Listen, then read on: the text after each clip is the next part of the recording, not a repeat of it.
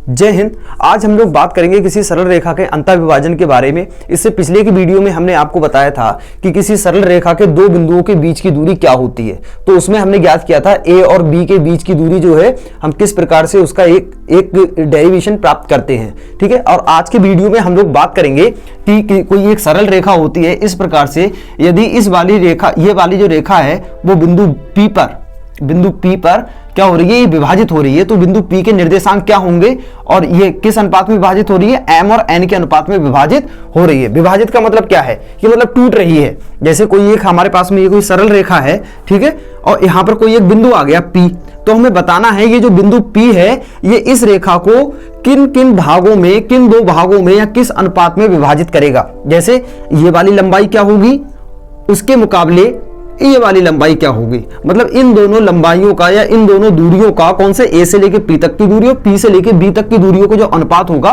वो क्या होगा, आज के हम वीडियो में उसकी डिस्कस करेंगे।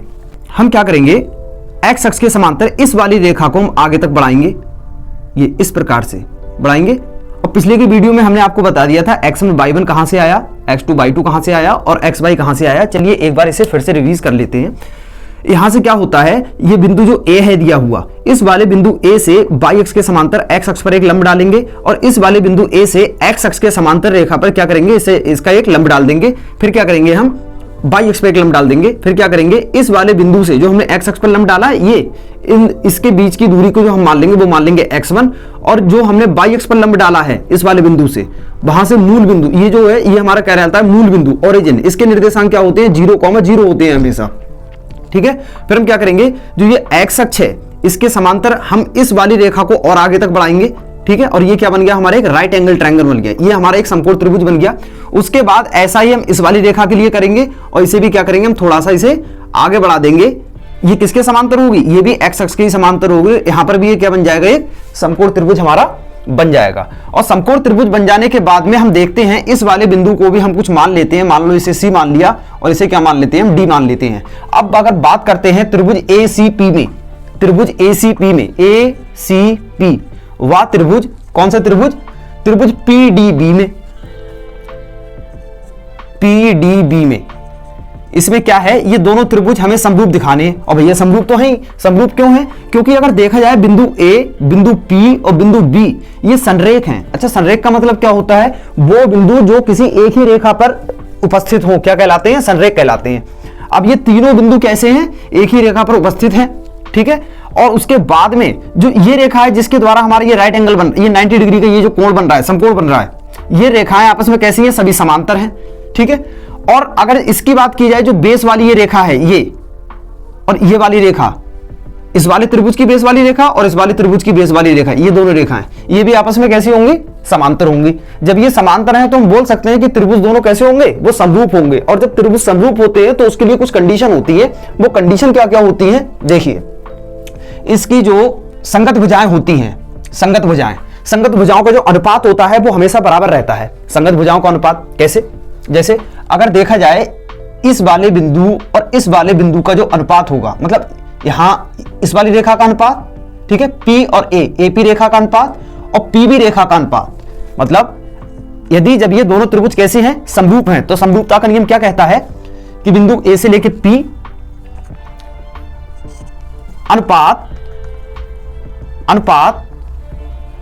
P से लेके B, P से लेके B, ये बराबर होगा, किसके बराबर होगा, ये हमारा बराबर होगा।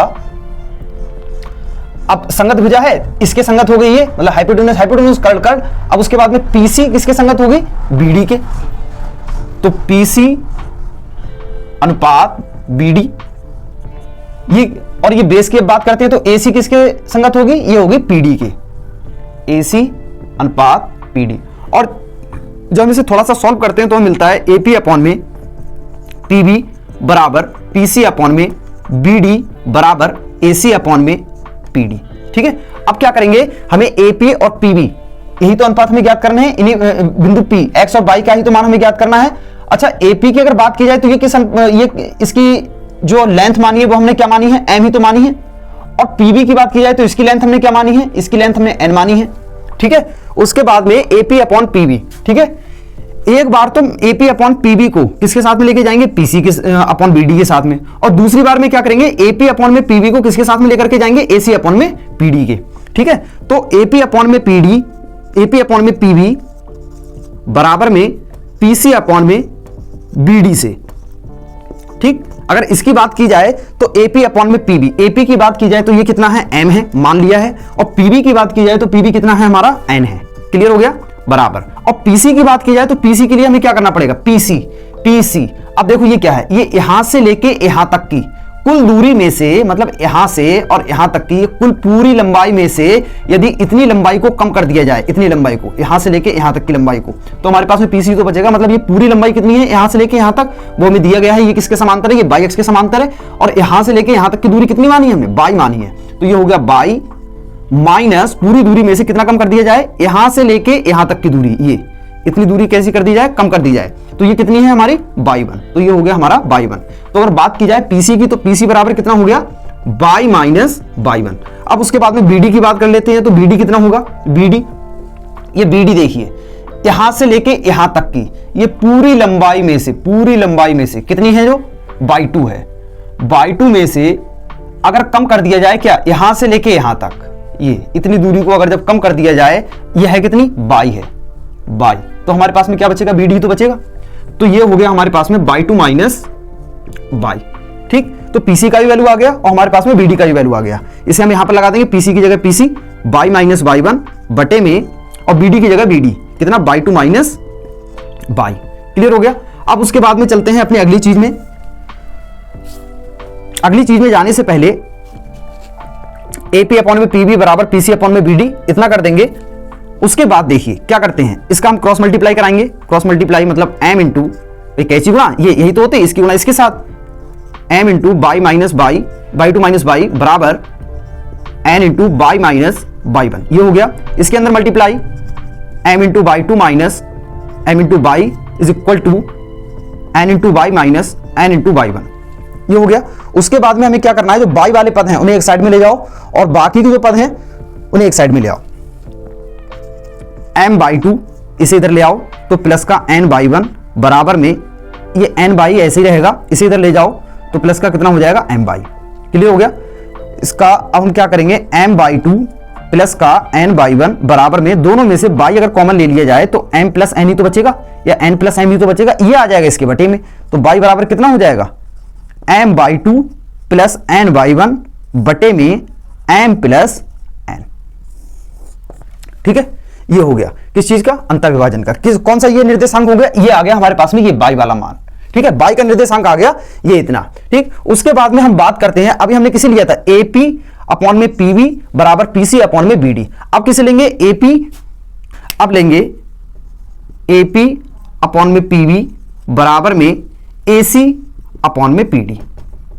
ठीक है, इसे जब लेंगे तो AP अपॉन में PB, तो A से लेके P हमें पता है कितना है, M दिया गया है, और P से लेके B PB कितना दिया गया है, N दिया गया है, बराबर। अगर बात की जाए AC की, तो AC बराबर कितना हो जाएगा, अब देखिए AC अगर इस पूरी दूरी में से इतनी दूरी कम कर दी जाए, पूरी दूरी ये यहां से लेके यहां तक की कितनी है, देखो ये दिया गया है, यहां से लेके यहां तक की दूरी दी गई है कितनी, X में से यदि कम कर दिया जाए, कितना, इतना कम कर दिया जाए, और ये इतना कितना है, x1 कम कर दिया जाए, तो हमारे पास में क्या आ जाएगा, AC आ जाएगा।